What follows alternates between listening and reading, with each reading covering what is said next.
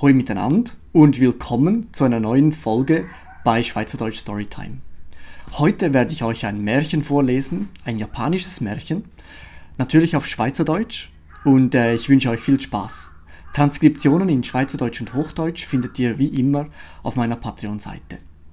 Viel Vergnügen! Wenn man mit Kobolden tanzt. In alter Zeit hat mal ein Landmann gelebt, wo auf der rechten Backe ein grosses Geschwulst hatte, so gross wie eine Birne. Wo der Landmann eines Tages in den Wald gegangen ist, um riesig zu sammeln, ist er von einem Gewitter überrascht worden und in einen hohlen Baum geflüchtet, wo er Schutz vor dem Regen gefunden hat. Wo das Gewitter endlich aufgehört hat, ist es Nacht geworden und der Landmann hat den Weg heim nicht finden. Drum ist er in der Aushöhlung vom Baum sitzen geblieben und hat den Morgen erwartet. Im Wald ist es aber sehr einsam und schaurig gsi und der Mann hat vor Angst und Furcht nicht schlafen. Gegen Mitternacht hat er plötzlich Stimmen und ein lautes Lachen gehört. Verwundert hat er den Kopf rausgestreckt und hat eine Anzahl von Kobolden mit den sonderbarsten Gesichtern und verschiedensten Gestalten gesehen.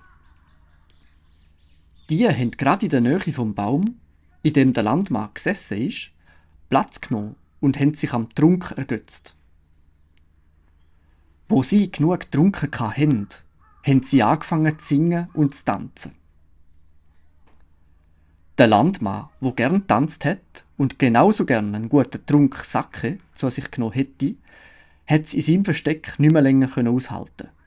Denn die Lust der Kobolden hat auf ihn ansteckend gewirkt. Er ist also vorgekommen und hat sich den Tanzenden genähert. Die sind, wo sie einen Menschen erblickt haben, verschrocken und wollten weglaufen. Er hat ihnen aber zugerufen: «Bleibt nur da, ich will euch nur zeigen, wie man besser tanzt.» Und sofort darauf hat er angefangen, sich lustig im Tanz zu drehen. Die Kobolden haben sich über sein Tanzen gefreut und versucht, es ihm nachzumachen. Sie haben ihm auch zu essen und zu trinken gegeben. Ist da eine Fröhlichkeit gsi. Sie hat gedauert, bis der Morgen graut hat. Da haben die Kobolden gesagt: «Du hast uns durch deine Gesellschaft hoch erfreut. Komm doch auch morgen Nacht wieder.» Der Landmann hat zugesagt, aber die Kobolden wollten ein Unterpfand haben, dass er auch sicher käme.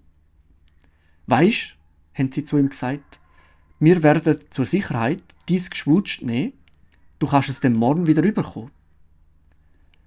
So hat der Redner gerade an die Backe vom Mann gegriffen und hat ihm das Geschwulst weggenommen, ohne dass er einen Schmerz verspürt hat. Darauf sind alle lachend wegpressiert und haben ihm zugerufen, nicht zu vergessen, wiederzukommen.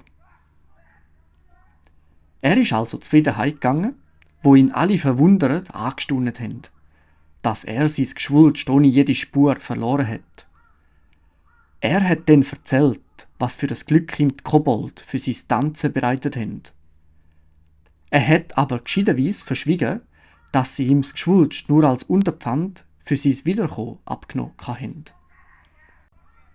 Jetzt hat in dem Dorf noch ein Landmann mit einem Geschwulst auf der Backe gewohnt.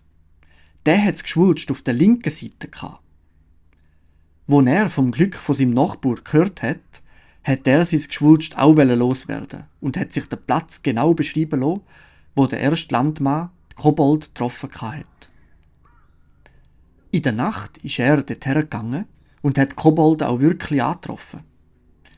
Er hat aber zuerst hören, was sie gesagt haben, und hat sich drum in der gleichen Aushöhlung versteckt, wo in der Nacht vorne der andere Landmann gesteckt hat.